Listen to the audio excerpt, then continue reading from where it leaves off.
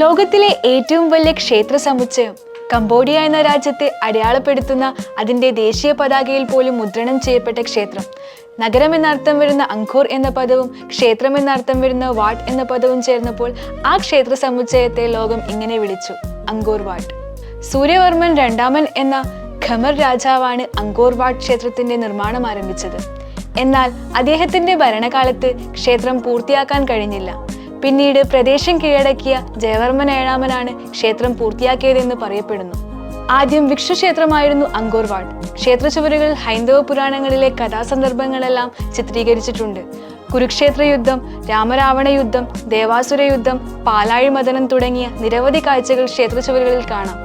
ജയവർമ്മൻ ഏഴാമന്റെ തലമുറയിൽപ്പെട്ട ശൃന്ദവർമ്മൻ എന്ന രാജാവ് ബുദ്ധമതത്തെ ഔദ്യോഗിക മതമാക്കിയതോടെ അങ്കോർ വാട്ട് ബുദ്ധക്ഷേത്രമായി. 16-ാം നൂറ്റാണ്ടിൽ ക്ഷേത്രം പൂർണ്ണമായി ഉപേക്ഷിക്കപ്പെട്ടുവെങ്കിലും അതിനു ചുറ്റുമുള്ള കിടങ്ങ് ക്ഷേത്രത്തെ പൂർണ്ണനാശത്തിൽ നിന്ന് രക്ഷിച്ചു. കോട്ട പോലെയുള്ള ക്ഷേത്രത്തിനു ചുറ്റും 200 മീറ്റർ വീതിയുള്ള കിടങ്ങുണ്ട്. അതിനുള്ളിൽ 5 മീറ്റർ ഉയരത്തിലും 1 മീറ്റർ വീതിയിലുമുള്ള വലിയ മതിൽ ക്ഷേത്രത്തെ രക്ഷിക്കുന്നു.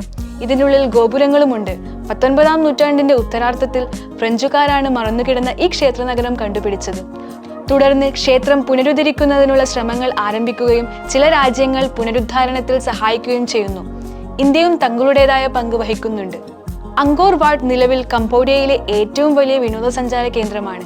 കംബോഡിയയിൽ വരുന്ന വിദേശ വിനോദസഞ്ചാരികളുടെ 50% ക്ഷേത്രം സന്ദർശിക്കുന്നുണ്ടെന്ന് സർക്കാരിന്റെ കണക്കുകൾ പറയുന്നു.